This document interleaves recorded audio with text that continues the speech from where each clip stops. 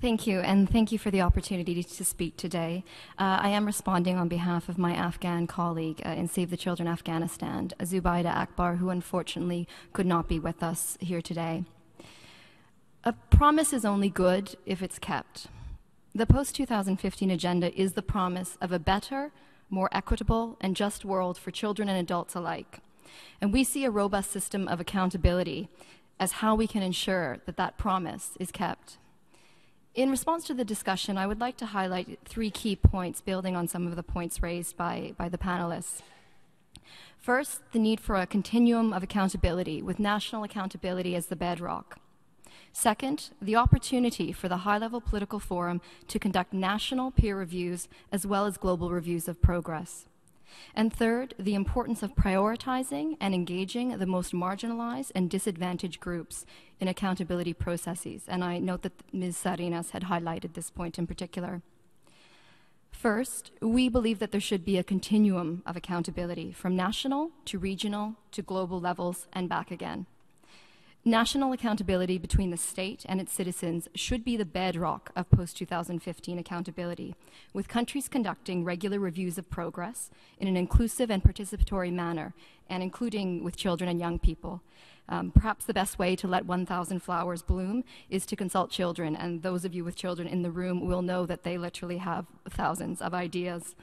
One child that we consulted with was clear in their recommendation of the importance of accountability at a national level, stating, and I quote, "Stronger communication between those who make decisions and those who get the consequences of those decisions is needed."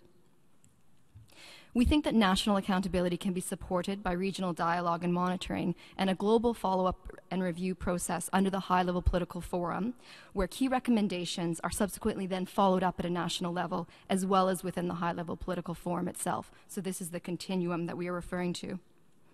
Second, at a global level, we believe that member states should establish an open, inclusive, and participatory high-level political forum that provides for reviews of national and global progress, multi-stakeholder engagement, and which allows us to collectively keep our finger on the pulse in implementing the SDGs. We believe that such a high-level political forum can best be achieved through peer reviews of national progress, and was pleased that Ms. Zuniga noted this exact point. And we've been a bit innovative. We recognize the restraints of 8 days, and so we have a concrete proposal in this regard. We think that each year, some member states could be reviewed during the first 4 days of the high-level political forum. 3-hour parallel or simultaneous peer reviews could be conducted by groups of member states representing a balance of high, middle, and low-income countries, as well as a balance of geography. The 3-day ministerial segment could then focus its attention on reviews of global progress, building on some of the discussions in the national reviews. Under this model, each member state could benefit from a review every 4 years or 3 times over the duration of the post-2015 development agenda.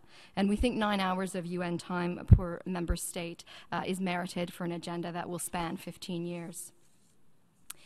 Given the global nature of the agenda, we think it's critical that the high-level political forum provides a space where member states of different income levels and regions share progress and challenges, especially when it comes to the means of implementation and the global partnership. And we note that there's been some appetite for regional peer reviews, but we do have some concern that if peer reviews only occur at a regional level, then we are actually missing what we need for a global agenda, which is all member states making recommendations to address global issues and those issues which transcend national borders. We also think that a space for peer review could help to facilitate a dynamic platform for partnerships and to build a spirit of solidarity, as the ambassador of Russia noted, where member states, UN agencies, the private sector, and civil society alike can come together to address challenges in implementation, as well as to report on voluntary commitments that they've made for the implementation of the SDGs.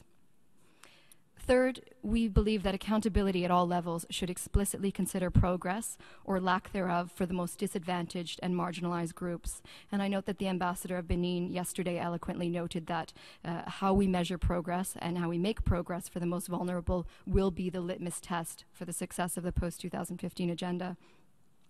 Tracking progress across all goals and targets for all disadvantaged groups, we think would help to reinforce some of the interlinkages and synergies between the goals, and it, of course, can ensure that we are truly leaving no one behind.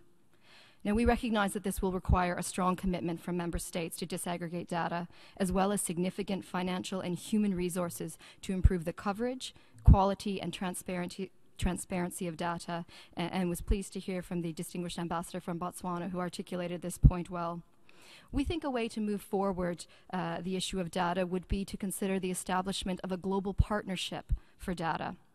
As well, we think that it's integral that we engage citizens, including children and young people, in participatory monitoring and data collection. Participation is not just an end in itself, but it is actually a means to produce better quality data.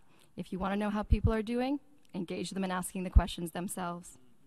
Finally, we think that success should be measured not just by what we achieve for some, but by what we achieve for all.